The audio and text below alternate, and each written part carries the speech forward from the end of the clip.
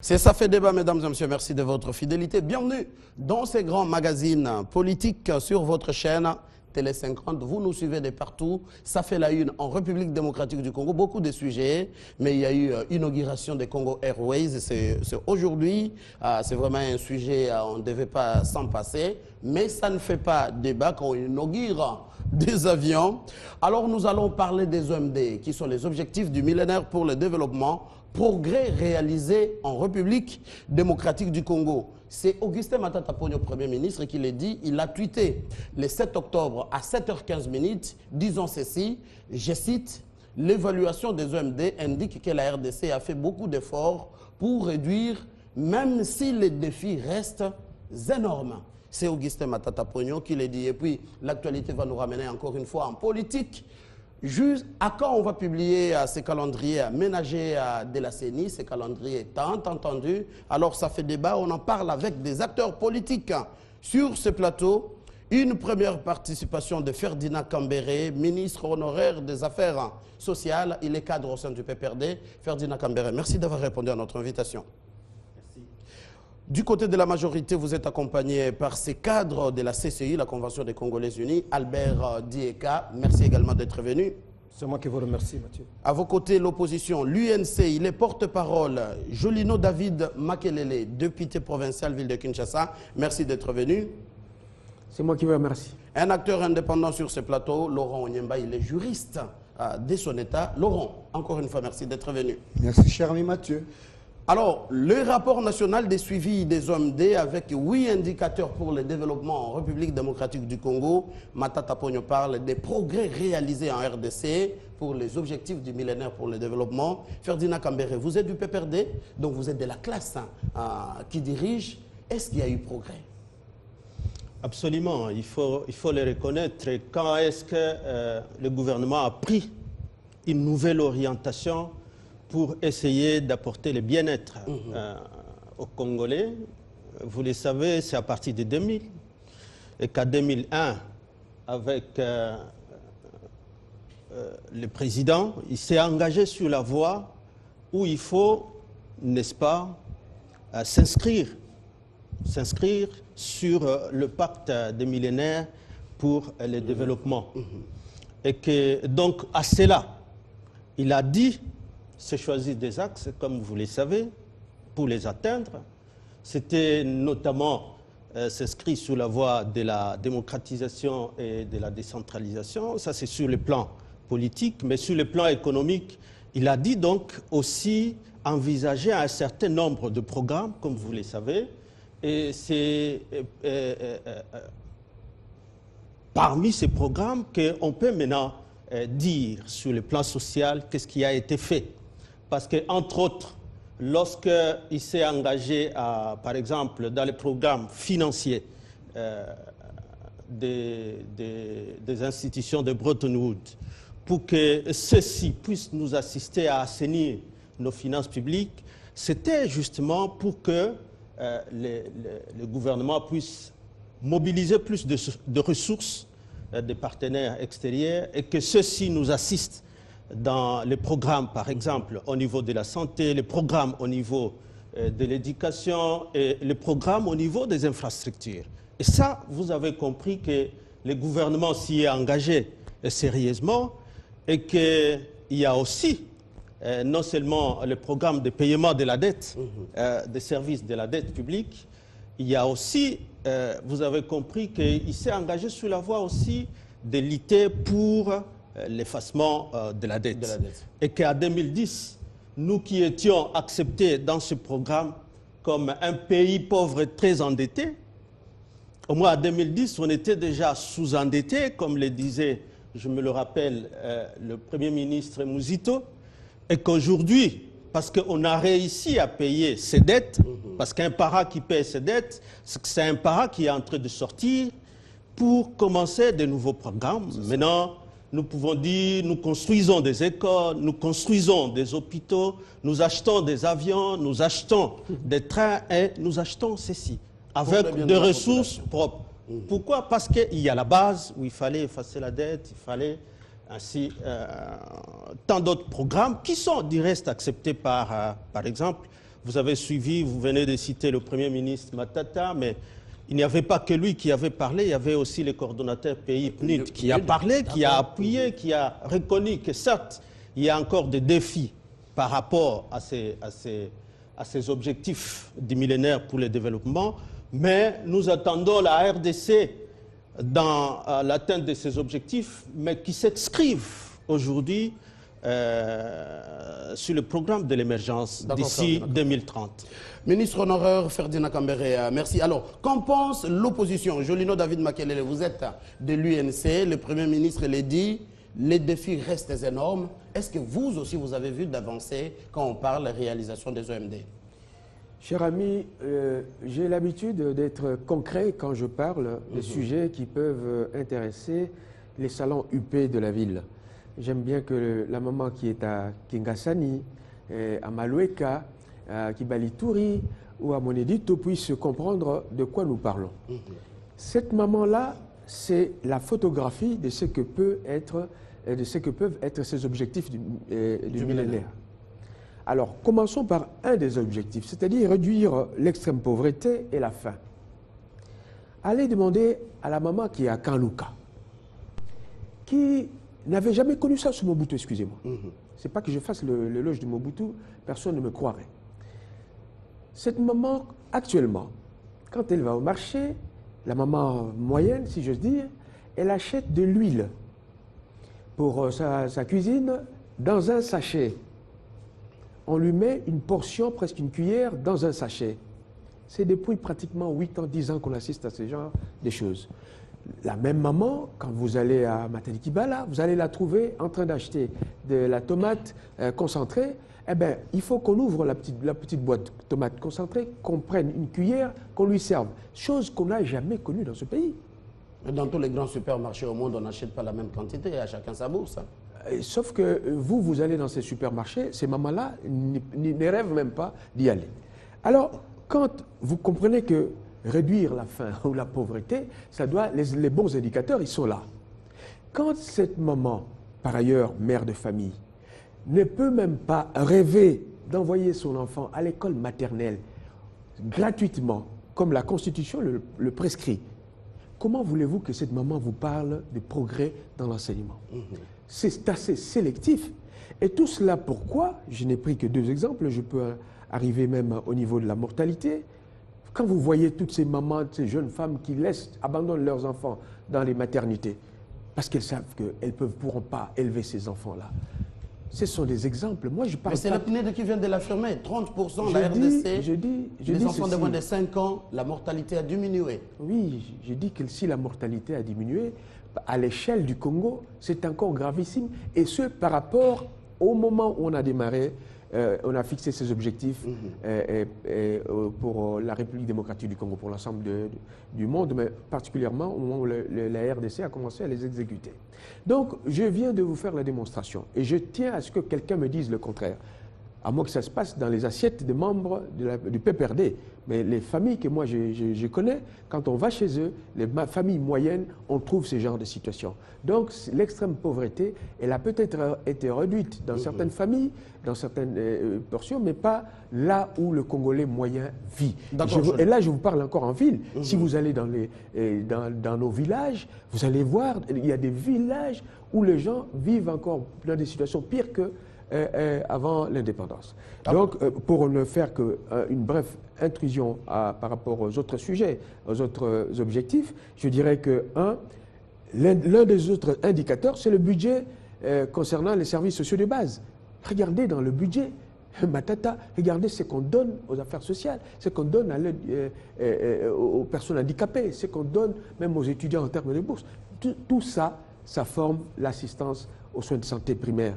Tout ça, ça donne une indication. Et parallèlement, naturellement, vous voyez les fonds secrets et l'argent qui passe dans les comptes parallèles. Ce n'est pas moi qui le dis, toujours, c'est la Cour des comptes. Et quand vous voyez... D'accord, Jolino. Donc, bref, il n'y a aucune volonté de travailler en faveur des gagnes petits. Bien au contraire, ce sont les gros qui continuent de se sentir mieux.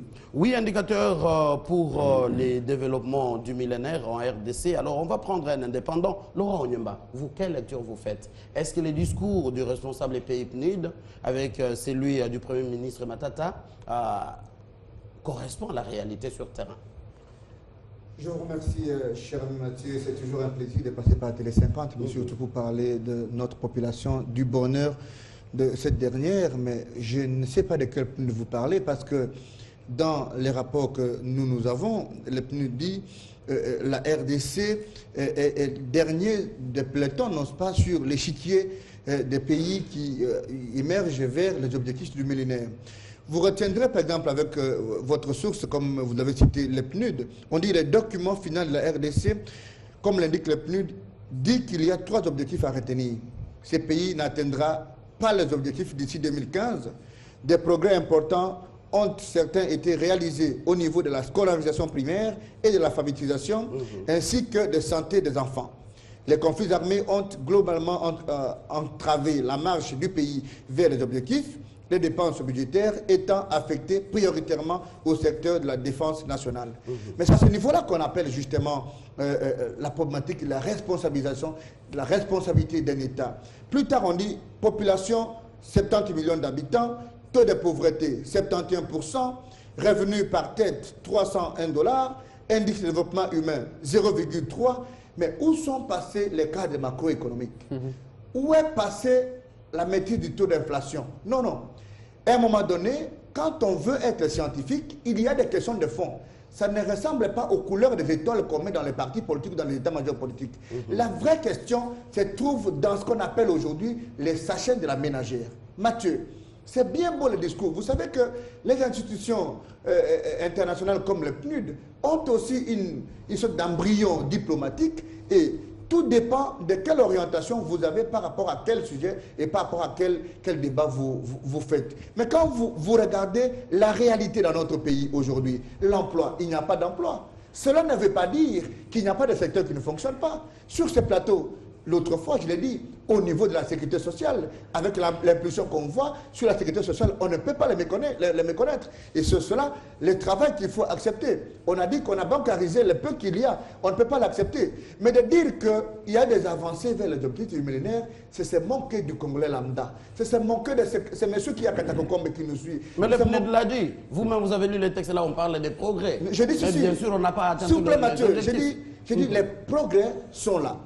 Mais par rapport à la grandeur de notre pays, par rapport aux défis qui nous attendent, par rapport à ce que nous entendons comme un discours politico-économique sur les taux d'inflation, la maîtrise du cadre macroéconomique, on ne peut pas expliquer justement parce que l'objectif du militaire, c'est un concept, je voulais dire, fourre-tout. Il y a une dynamique réflexionnelle qui implique impérativement cette analyse-là. Mais aujourd'hui, il ne faut pas se tromper dans les concepts techniques. Nous voulons voir à la fin où est le salaire. On est payé à combien? Les militaires congolais, ils sont payés à combien? Vous êtes fonctionnaire à la fonction publique, vous êtes colonel, vous êtes général, vous avez 100 $. Qu'est-ce que vous en faites avec 8 enfants et vous restez à Kankokolo? Parce que la fin de l'objectif du militaire, c'est uniquement la santé. On a dit que du côté de l'enseignement primaire, on ne peut pas méconnaître. Il y a les projets des écoles qui se déclinent. Et ça, il faut mettre, n'est-ce pas, dans l'actif du gouvernement. Parce que moi, je ne suis pas en train de croire que tout ce qui s'est fait est noir. Mais par rapport à ce que nous valons, par rapport à ce que nous faisons, c'est minimisable et c'est insuffisant. Je termine en disant qu'aujourd'hui, nous ne pouvons pas nous complaire en pensant que nous avons fait des progrès. Nous sommes exactement, comme on dit, celui qui n'avance pas recule. Avec 15 ans, depuis 2000. Mais quand on parle de progrès, on avance quand même. Non, non, Mathieu, les progrès sont minimisables au regard des mots qu'on y accorde. Rappelez-vous que on nous a dit ici qu'il y a eu les points d'achèvement et qu'on avait 50 millions de dollars chaque année. Mais aujourd'hui, quand on pose la problématique sur la question des élections, le ministre de l'économie dit nous versons dans les paniers de la CENI autant, et la CENI dit non, non, on doit organiser une table ronde pour se justifier. Cette cacophonie ne profite pas à la République, et c'est le ministre de l'économie qui le dit. Je dis en terminant que la vérité est ailleurs. Nous ne pouvons pas nous complaire avec les indices sérieux, les indices de développement humain, les institutions internationales. La vérité, c'est que les Congolais ne demandent pas trop. Ils demandent les séchards, ils demandent les riz, ils demandent du foufou, ils demandent que les pains reviennent à 50 francs parce que nous n'avons pas d'argent. La bourse congolaise est faible. un assistant d'université touche 150 000 francs congolais. À quel moment il épice la prime interne? Il n'a pas encore de salaire de base. À quel moment il va s'organiser pour être un homme? Donc, pour dire à la fin qu'il y a encore des problèmes, on ne peut pas se complaire. L'indice qu'on veut nous présenter est tout simplement monté sur du sable mouvant et qu'il n'y a aucune dynamique, une volonté politique d'impulser les pays vers les EMD. Je corrige, d'accord, Laurent Onyemba. Albert Dieka, vous êtes de la majorité, on vous charge. Ce ne sont que des rapports, des indices, mais sur terrain, ce n'est pas la réalité. Nous venons ici, Mathieu, pour réfléchir. Et j'aimerais inviter mes co-débatteurs à ne pas toujours tirer les Congolais vers le bas, en considérant toujours les tubes digestifs des Congolais pour dire les hommes D, c'est-à-dire qu'on va commencer à compter le nombre de chinchards dans une assiette. Ça, c'est une mauvaise conception. Et même la notion de défi. Le défi est inhérent à toute nature de tout pays, même le plus développé. Et on parle de défi, c'est parce qu'il y a des choses à compléter, il y a des améliorations à apporter. Et quand, même vu de l'extérieur, vous voyez, même dans l'examen qui est fait, il n'y a que nos amis qui ne voient pas, même quand les institutions internationales les plus crédibles reconnaissent que les efforts ont été faits et que les conflits armés ont essayé de tirer les efforts du gouvernement vers le bas, non, nos amis ne reconnaissent pas cela. Je voudrais aussi rappeler à mes amis qu'ils sont en train de faire une confusion terrible entre le budget et l'argent frais. Le budget n'est pas de l'argent frais à distribuer à chaque Congolais. Le budget, c'est le cadre. Il faudrait parler peut-être de capacité de production de la République démocratique du Congo. Et ça, on parle moins. On n'aborde pas les conditions ou bien la quantité de la production mise en place pour poser les problèmes de distribution de richesses. Et même quand on arrive à distribuer les richesses, ce n'est pas celui qui ne va pas au service. Ce n'est pas à partir de cette maman-là, le maman lambda dont fait allusion mon voisin de droite, qui fera comme critère d'évaluation des performances d'un gouvernement. J'aimerais revenir ici par rapport au regard. Il y a deux regards. Il y a le regard de l'extérieur et le regard de l'intérieur. Et vous allez comprendre que même quand l'extérieur a un regard positif sur la République démocratique du Congo, c'est toujours par les Congolais qu'est dressé le tableau noir pour tout simplement noircir l'image du Congolais et ne pas vouloir que l'image du pays soit... Ou peut-être parce qu'ils sont concrets, ils voient la réalité chez les voisins. Et parce que si je ne cite pas les indications données par les institutions de Bretton Woods, nos amis ne vont pas me croire. Mais c'est toujours ces institutions-là qui disent, aujourd'hui, après avoir fait l'évaluation, que la République démocratique du Congo figure dans le top 10 des États performants dans le doing business. Ça, c'est la Banque mondiale. Et au niveau africain, on affirme que la République démocratique du Congo est au top 5. Ça ne suffit pas seulement cela. Vous voyez, Laurent minimise le problème de l'évaluation de PNUD. La PNUD dit quoi? Mais la République démocratique du Congo a fait des avancées en référence à la mortalité infantile et maternelle. Et aussi, il y a recul net par rapport aux investisseurs consentis dans le secteur de la santé. Alors, là, ils ne reconnaissent pas. Mais moi, je laisse un peu ce critère-là au niveau de regard de l'extérieur pour essayer de faire l'inventaire par rapport au niveau de l'intérieur. Mais les fonctionnaires de l'État débattent aujourd'hui. Pas question d'avoir peut-être le compte bancaire, mais ils débattent aujourd'hui de crédits bancaires auxquels ils sont devenus éligibles. Et ça, c'est sous le leadership de Kabila et de Matata. Aujourd'hui, si on peut parler de vols inauguraux, après avoir cessé avec la notion de la compagnie nationale, aujourd'hui, c'est-à-dire on a quitté de quelque part, bien sûr que les défis sont énormes et que ce n'est pas peut-être à la hauteur de la République démocratique du Congo, mais à dire qu'il n'y a rien, c'est ça ce que je rejette. Mais il n'y a pas seulement que cela, il faut partir aborder d'autres secteurs de la vie qui méritent d'être considérés comme indicateurs de performance, la SNCC. Vous avez vu des têtes de wagons achetées, ce qui va affecter, ce qui va booster l'économie à partir de deux Kasaï, du Katanga jusque dans l'ancienne province. Mais on parle toujours de ces problèmes d'accès à ça. C'est comme l'hôpital du cinquantenaire, beaucoup de moyens dépensés, mais les Congolais quand on parle de problème d'accès, on pose un autre problème qui est lié au fonctionnement. On ne pose pas le problème des fondamentaux, parce qu'il fallait d'abord stabiliser les fondamentaux. Quand il parle ici de... établir les macroéconomiques. Le macroéconomique, c'est le cadre, mais chaque chose doit fonctionner dans un cadre, ils doivent reconnaître. Poser la question aujourd'hui à Laurent Onyemba, comme mon voisin de droite. Que disent les professeurs aujourd'hui, les médecins, les magistrats, qui n'ont plus le même traitement, qui avaient 15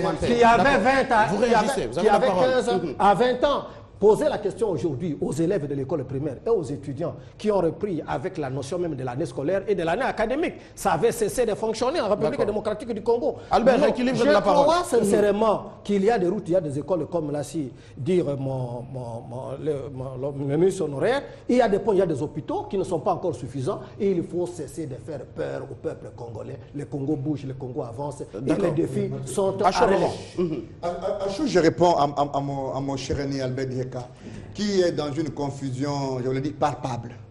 Nous ne voulons pas que tout le temps que nous venons à Télé 50, que nous participions à un débat où on cite impérativement les chefs de l'État et les premiers ministres. Mais pourquoi pas? S'il vous plaît, Mathieu, parce qu'il y a ce qu'on appelle en électricité, ce qu'on appelle en électricité les raccordements frauduleux, c'est pour déboucher sur des incantations politiques en disant on n'a pas de chef de l'État. Nous sommes dans un débat républicain, cher Albert. Vous citez les PNUD. Les PNUD disent ceci, parce que moi j'ai un soubassement.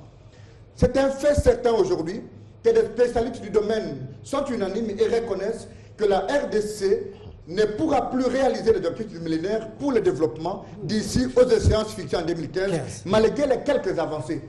S'il vous plaît, vous avez cité l'enseignement.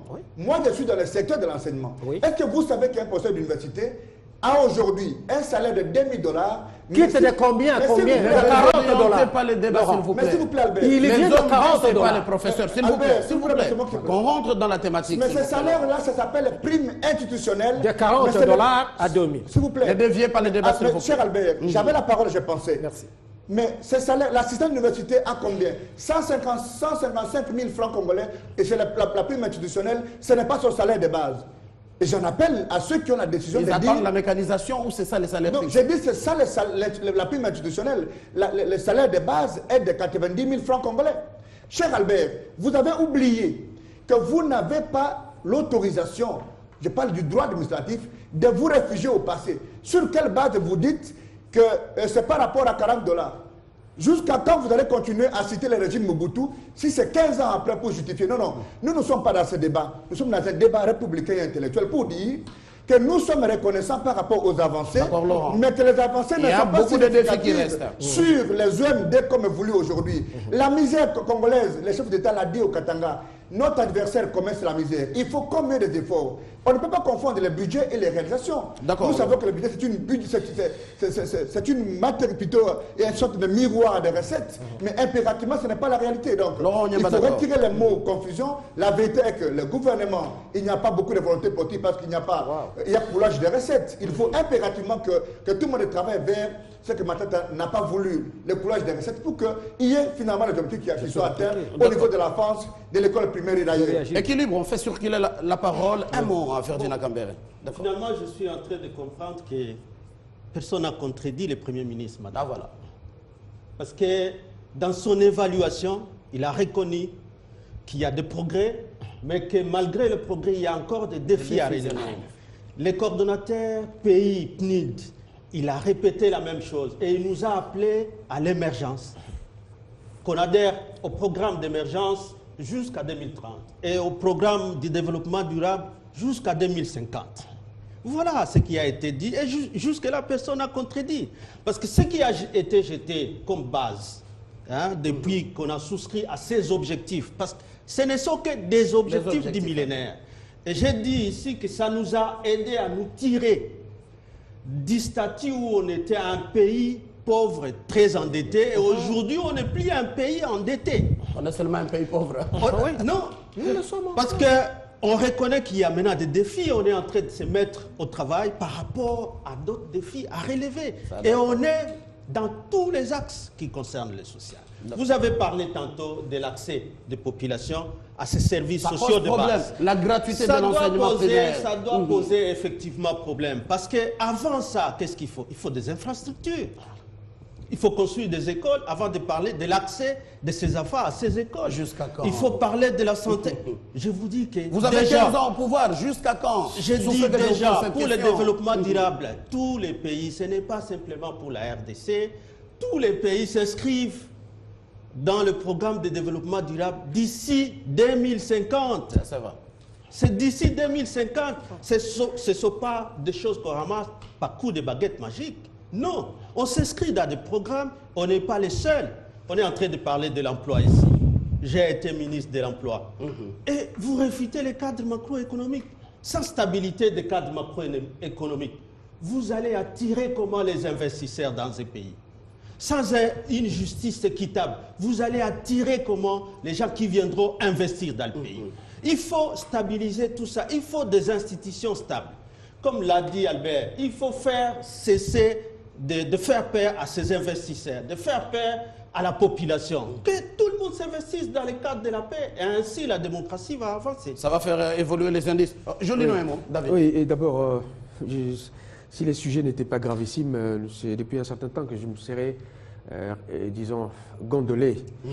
Mais laissez-moi vous dire d'abord, quand on me parle ici de ne pas tirer les Congolais vers le bas, hein, la maman qui est là... Vous évaluez les hommes départ, le nombre de chiens. Je vous dis ceci, problème. Nous nous adressons à qui? Vous vous adressez aux cadres du PPRD peut-être, qui sont dans leur salon UP.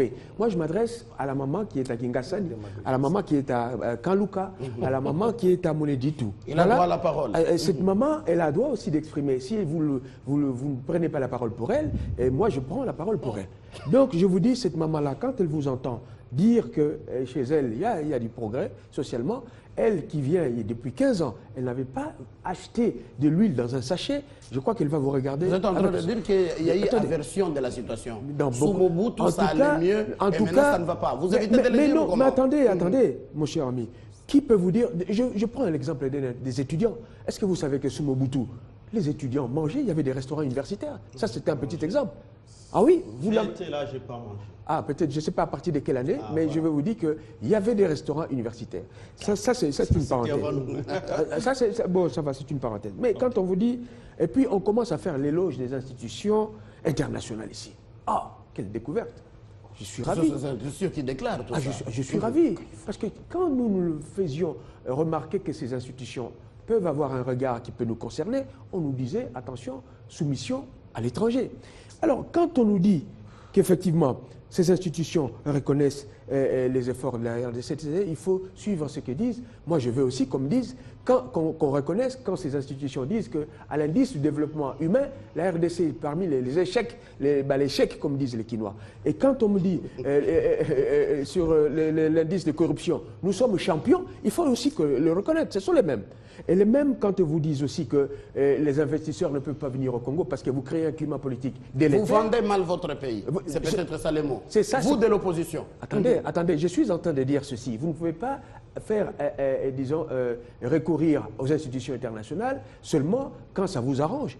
Dans votre discours, dites au moins ce qu'il faut. Si vous voulez y recourir, dites ce qu'ils disent de bon et de mauvais. Alors, quand ils traitent notre pays d'un des pays les plus corrompus, il faut qu'ils le reconnaissent. Quand ils disent également que les conditions pour les investissements futurs ne sont pas réunies parce que la paix sociale ou la politique, la situation est incertaine, il faut le reconnaître. Et quand monsieur le ministre nous parle de la justice, mais il voit combien, selon que vous soyez riche ou pauvre, la justice sera rendue. Ces gens-là, ils sont aussi regardants. Ce n'est pas pour rien que l'OADA est passé par là. En ce qui concerne le crédit bancaire des fonctionnaires, mais mon Dieu, quelqu'un qui gagne 80 000 francs, vous venez parler de crédit, l'accès au crédit. Ces gens-là, je vous assure, il ne faut pas parler d'eux. Si ça ne commence pas de quelque part, Jolino David. Attendez. Ce qui est vrai, c'est qu'en termes de pouvoir d'achat, le même fonctionnaire, il y a 10 ans, avec son salaire, il pouvait s'acheter un sac de foufou et payer peut-être une partie de son loyer. Aujourd'hui, avec 80 000 francs, il ne peut pas payer son loyer de 50 000 francs avec 4 enfants, il ne peut pas faire le reste. Ça, je ne mens pas, à moins que vous habitiez une autre planète. Si c'est la même que la mienne, vous y serez. En ce qui concerne les avions, s'il vous plaît, c'est un sujet qu'il vaudrait mieux ne pas aborder. Parce que si on devait l'aborder, cher ami Mathieu, si nous étions des Kenyans ou des Éthiopiens, c'est tous les jours qu'on inaugurerait des avions. D'accord, Jolino. Et ils ont peut-être des 120 avions, 150. Non, le reste, c'est un problème. Mais c'est pas mal d'inaugurer quand même un avion, Jolino. Oui, je dis. C'est pas anticonstitutionnel. Non, c'est dire que c'est triste. Parce que même Mobutu, qu'on vilipendait il y a encore quelques temps, je crois qu'il a fait mieux. Alors, donc, ce que je veux dire, c'est qu'il y a des matières qu'il faut réserver vraiment à un certain espace, pas à ce genre de débat. L'inauguration des avions. Et pour le reste, l'école, cette nostalgie avec les actes. Cette nostalgie mobutiste ne peut pas m'épater. J'aimerais revenir vraiment à la réflexion. Je ne vois pas comment on peut parler de 2000 à 2015 et m'interdire, moi, de parler de Kabila. Parce que ce travail doit porter quand même le nom d'un certain leadership. Et je ne vois pas comment on peut parler de pouvoir d'achat sans faire allusion à la production. Nous disons, oui, les recettes que nous avons sont encore maigres, mais il faut savoir produire pour améliorer le pouvoir d'achat. Ça n'interdit pas qu'un fonctionnaire ait un numéro en compte. Un numéro à compte. Même quand on parle de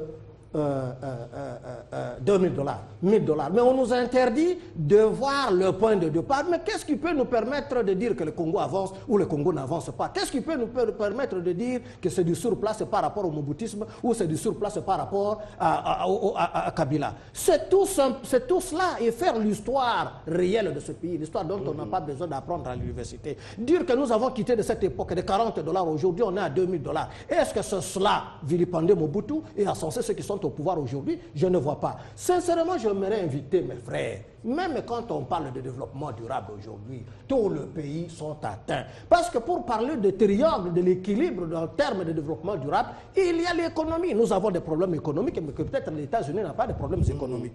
Il y a les sociétales, ils sont en train de faire allusion au pouvoir d'achat. C'est tout à fait normal, nous n'avons pas encore les sociétales. Mais en termes d'environnement, de la pollution, nous sommes plus riches que les États-Unis.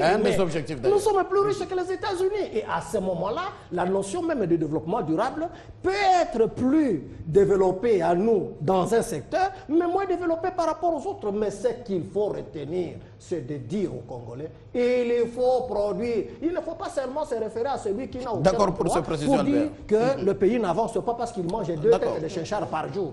Non, ça, on embrasse la politique. Le Oui, la au politique. débat, ramener le débat vraiment terre à terre. Ça vous va, on embrasse la politique ou Oui, oui, oui.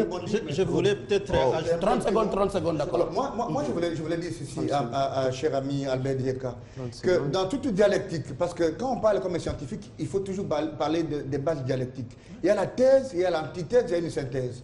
Je voulais vous inviter à un débat de fond, pas de la superficie, en vous disant que ce que vous dites là, nous l'acceptons. Mais il faut pousser le raisonnement plus loin. On dit, au regard des potentialités que nous avons, nous sommes partis d'un budget qu'on disait hier, minier, vers un budget douanier. Il faut une volonté politique pour impulser ce développement. Les Congolais disent... Non, vous voulez qu'on fasse ce que Mobutu faisait en distribuant l'argent? On n'a qu'à les gens et les Congolais vivent avec $1 par jour. Cela ne peut pas nous conduire sur le chemin des OMD. Et ça, c'est une vérité indéniable. Et donc, avec la volonté politique, on ne peut pas citer dans un pays un avion comme les Congolais, je l'ai entendu dire, les avions bilocos, et même mettre le nom de musées. 25 ans, on n'avait pas une compagnie. Donc, c'est un débat provisoire. Les avions ne sont pas dans les objectifs de millénaire. Allez-y. Un mot, Ferdinand. Aujourd'hui, on a deux. Si. Dans 25 ans, on n'avait pas la compagnie. sont dans les objectifs du millénaire parce que c'est dissocial aussi. C'est dissocial, ça va ramener aussi des ressources dans le cadre du tourisme, dans les trésors publics. Donc, ça fait partie aussi. Ah voilà. Je voulais simplement revenir sur ce que David a dit. Et là, j'étais sérieusement malheureux parce que lorsqu'il vante à la période de Mobutu, et ici je rappelle qu'on est en train de parler de progrès. On doit avoir donc deux points de repère. Le point de départ, c'est lequel? Et on est où maintenant? Parce que j'ai dit, lorsqu'on s'est inscrit dans ces objectifs-là, et on a eu les statuts des pays pauvres très endettés. C'était par qui? À 2000. Pour qu'on soit inscrit au programme PTT, PPT. C'était par qui? C'était pas ces régimes-là. On a hérité de ces régimes. Je ne crois pas qu'il faille qu'on vante. Maintenant qu'on est en train de faire des pas vers l'émergence, je ne crois pas qu'on faille vanter encore les statuts où on était un pays pauvre, très endetté. Là, voilà. Ah, faute de temps. Dans 6 minutes, on ne va pas parler à CENI. On reste, on prend ce sujet. Prenons le troisième point qui parle de la promotion de l'égalité des sexes et autonomisation de la femme. Y a-t-il y avancé? Est-ce que les femmes ont droit au chapitre en République démocratique du Congo? On conclut chacun en 2 minutes. Chacun. Qui commence? Je commence. Oui, d'accord. Je commence en disant, Mathieu, que on aurait bien voulu qu'on parle de ce qu'on nous dit aujourd'hui de Congo Airways, mais on n'a pas le temps. Dans la fourchette de mes temps, je dis, c'est déjà un effort. mais les Congolais ne méritent pas ça. Encore qu'il n'y a pas trop de Beaucoup de traçabilité spectacles, dans vous voulez l'ancien. dire. On ne peut pas déplacer un chef d'État pour aller constater les déplacements de 2 Airbus et même de faire voyager des autorités. Parce que quand Korongo arrive ici, il n'y a pas de spectacle. Quand Blattner de CA amène des Airbus, on n'y a pas de spectacle. C'est une honte étatique. On aurait parlé de la CENI, c'est quand même une cacophonie, je vous le dis, ultra transcendante, que de constater qu'il y a un débat. La thématique. Matin, je suis dans la fourchette de mes temps. Mais il y a une thématique. Je vais en répondre. Qu'on ne puisse pas comprendre la cacophonie qu'il y a aujourd'hui entre un ministre national, Bat Lukwebo, et les rapporteurs de la CENI. Ça, c'est une cacophonie, une poterie de pacotis. Les Congolais aiment être éclairés. En vérité, ça fait débat. Et ce que vous dites là ne fait pas nécessairement débat parce que les Congolais savent qu'il n'y a pas d'objectifs du millénaire qui sont atteints. Je ne réponds pas que vous parlez du troisième objectif du millénaire, la parité. Il y a une volonté politique parce que quand on est scientifique, c'est qu'il faut reconnaître ce qui marche. Ça, c'est vrai. OK? Autant je peux parler à Albert Dieka aujourd'hui du débat qu'il y a chez lui à Katakokombe, on y mettra un peu de scientificité, mais si on parle de la relance au niveau de l'autonomisation de la femme, il y a des efforts au travers des chefs d'État Joseph Kabila, mais qu'il y a une confusion permanente sur les concepts de parité. Je me rappelle même que Madame Lukiana, pendant qu'elle était ministre de la Condition féminine, avait dit que la parité n'est pas une approche mathématique. C'est une révolution intérieure.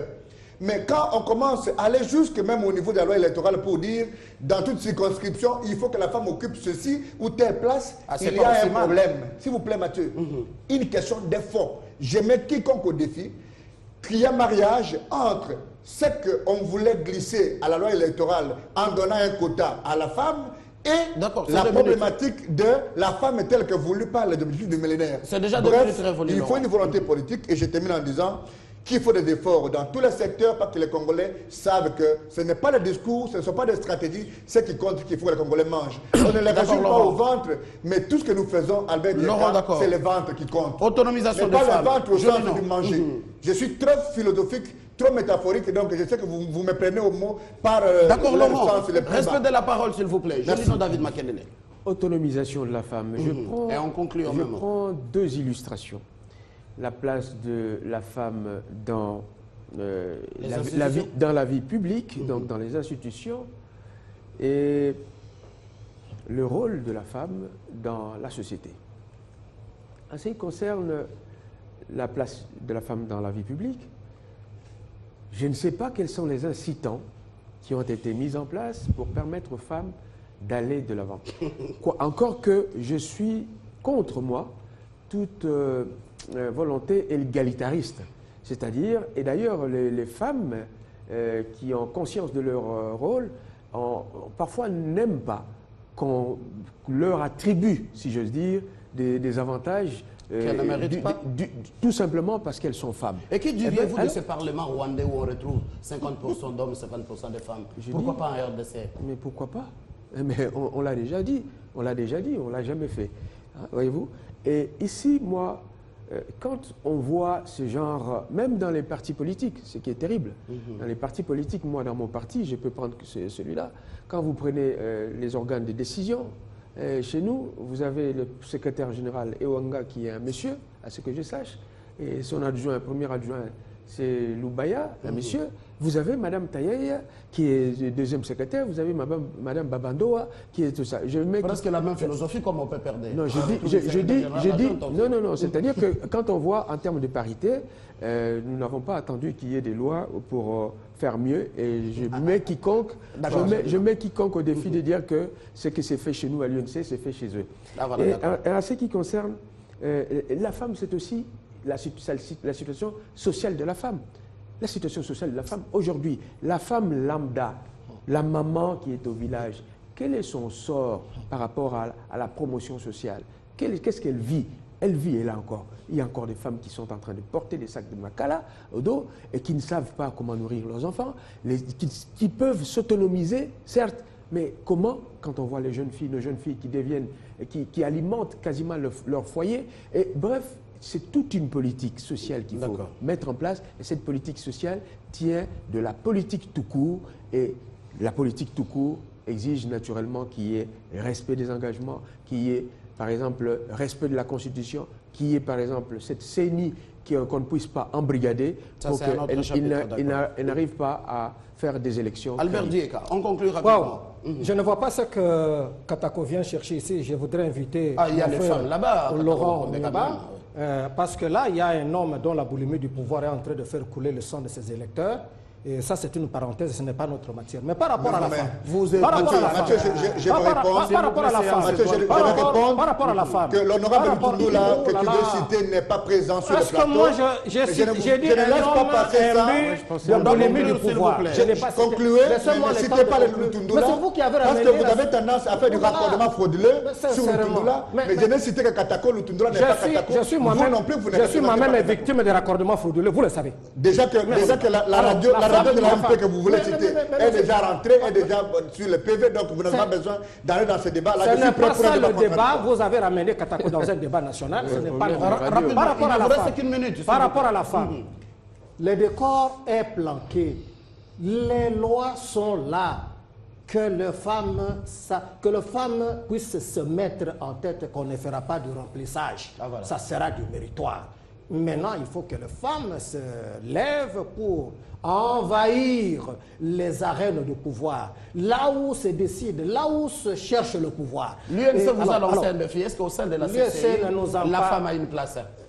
Excusez-moi, si vous voulez comparer les deux projets de société, je ne crois pas qu'ils ont déjà réussi à hisser une femme au niveau de la tête des institutions comme à la CENI. La CCI l'a déjà fait. Il n'a qu'à consulter les archives de la CENI. Alors, par rapport à la femme, il est malhonnête en plus. Par rapport à la femme, nous devons faire un effort pour faire comprendre à nos sœurs, à nos femmes, qu'ils doivent investir les partis politiques et doivent investir les sociétés civiles. Il faut un effort, pour que ça soit mérité et ça ne soit pas du remplissage. Un mot en une minute, monsieur le ministre honoraire Ferdinand Kambere. J'encourage tous les efforts qui se font dans le cadre de la promotion de la parité. Et je crois que les lois qui se font, s'il faut les améliorer par rapport à l'applicabilité, il faut toujours le faire. C'est un objectif à atteindre et on ira toujours à l'améliorer. Voilà. Merci d'avoir été bref. C'est avec ces mots qu'on va conclure. Ça fait débat en douceur. Vous l'avez compris aujourd'hui. Rapport national des suivis des OMD, les objectifs du millénaire. 8 indicateurs pour le développement.